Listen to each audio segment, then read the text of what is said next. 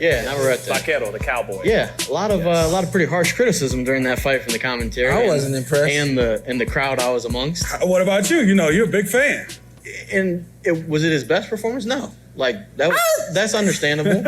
But they were acting like on the broadcast, and they were acting like he was getting his ass kicked. I thought about it this morning, and this was why I was like so surprised at how he looked. I've never paid attention to him before. Okay.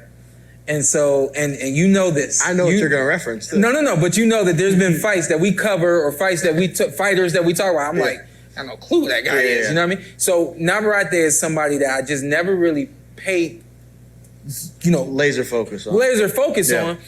And from what I've seen, I mean, I've seen some devastating punching and some really good boxing, but I'm watching this dude hit mitts in the back room. That's why I knew you were going to. He watched him hit the mitts and he's like, I don't know. I'm like, yeah, I'm sure now. Hey, you shut down the house and you told everybody, what is he doing? Yeah, he said, I don't know. And won the mitts. I was like, really? Navarrete doesn't know how to hit mitts? I don't think Terrence was impressed either. It works for him. No, Terrence wasn't impressed. It works for him.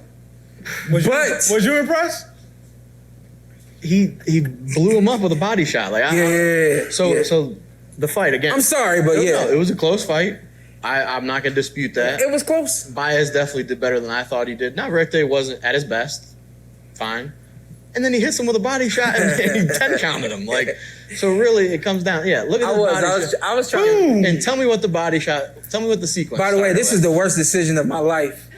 Right here. He was hyped about this chair. Now he can't see the screen. I can't see shit. So let me ask you, what started the sequence? Yeah.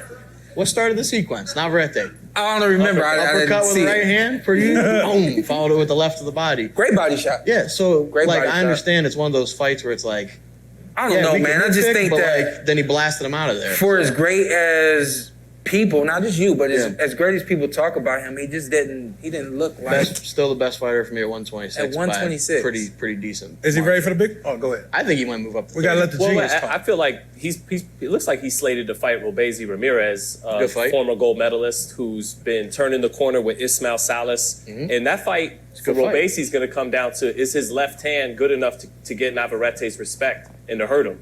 And that's Ismael. He's a southpaw, right? He's a southpaw. Yeah, yeah. And that's Salas is Ismael Salas, who Shawn went up against in the Ugas fight. Yeah. One of his main tools he teaches fighters. He's great with their backhand, with their power hand, and that he's working with Caleb Plant now. And the hope there is he could give Caleb Plant a right hand because Caleb Plant has a good lead hand. And Ramirez has been sitting on the left hand more and more like a pro. He lost his first fight out of the amateurs, but Salas has been getting him to sit down on his punches, and if that left hand could get Navarrete's respect, I think he could beat him. That's probably crazy. What'd you think? My gut instinct is he moves to 30 instead of that fight. I would like to see that fight more than him to go to 30. Well, Top Rank would probably love for maybe Shakur to do him a solid and vacate the WBO, so Valdez and Navarrete could fight at 130 for a vacant title. That fight would sell a lot of tickets. Valdez and it would be an all-action fight. I still think he beats Robesi. I didn't see anything yesterday where I was like, ooh. Stevenson again. Didn't look great. I mean, he ain't got good feet. All right, no, I'm saying he doesn't have good feet. He doesn't got good feet though. Yeah, but you saw that yesterday. But does he ever have good feet? I never knew. He's just an unorthodox fider. I never knew. You don't know where the punch is coming from, and then all of a sudden there's a lead uppercut coming, your head touches the back of your... an unorthodox boxer that's like just been like is great? Daniel Zaragoza, maybe El Ferrari. Obviously, Daniel. Come on, who are you talking about? He's in the Hall of Fame. He won the WBC like 5 times. And he would throw, when he got old, he was a southpaw. He would throw a left hand so slow that the guy would slip it, but by the time it showed up, his slip was done and he'd get hit with it anyway. So, Hey, do you forget parts of your childhood because you got so much boxing in there? Because you are a genius. Hey, when it comes to boxing, he knows everything. You ever lay down and feel like, I wish somebody else knew what I knew? No, you can't have no conversations with nobody. Ain't nobody met you. No, the short-term memory is becoming a problem. Yeah. If it's tell everybody from 20 years ago, we don't want to hear that. Yeah.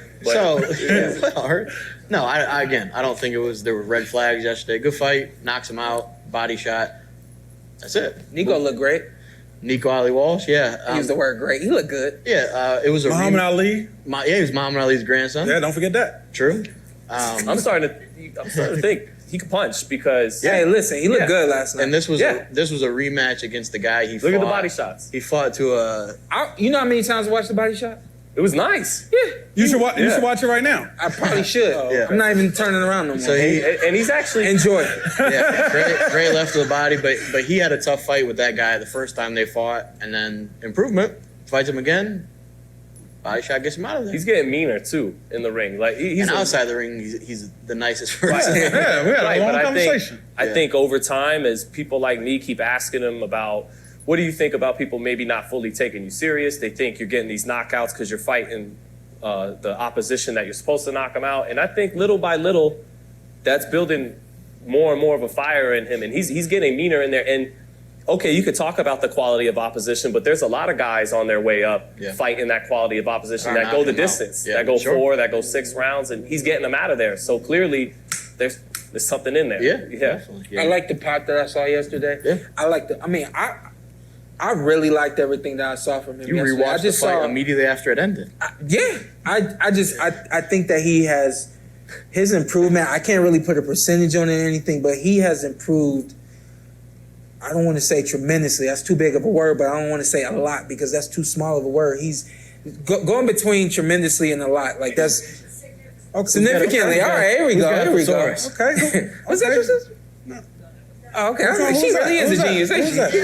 Oh, was that Natalie? No, He's improved significantly. There you go. Still need defense, like and Tim said it like he pulls straight back and then he turns. He needs to go. There's got to be like 2 steps back and then turn.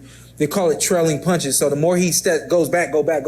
Now you're on the ropes. And now it's too late for you to go left or right. You know what I mean? So that's why I say don't go in a straight line. Yeah, back, right? and maybe that's a part of his maturation process where they're just showing offense. I mean, let's keep it real. He didn't have offense when he got into the program. That's what people are tuning in for. Right. Hey, so no amateur career. Harley, what are you, 15? Yeah. Not. How many amateur fights you fought? I think almost 30. Close fights. to 200. That's crazy. So I mean. It was guys like him, we would be waiting to eat him up, you know. And it's guys that are pro that have all that experience is like don't have the kind of following or love that he's being shown. It kind of is what it is, but he's getting it. So how do you improve that? I think they really worked on the offense. Now start tuning the defense up, and it'll make him a more well-rounded fighter. Yeah, and then that's the much harder facet of the game, right? Is making a guy miss the defense. Yeah. Yeah. Easier to punch than not get punched, I would say. Yeah, the timing.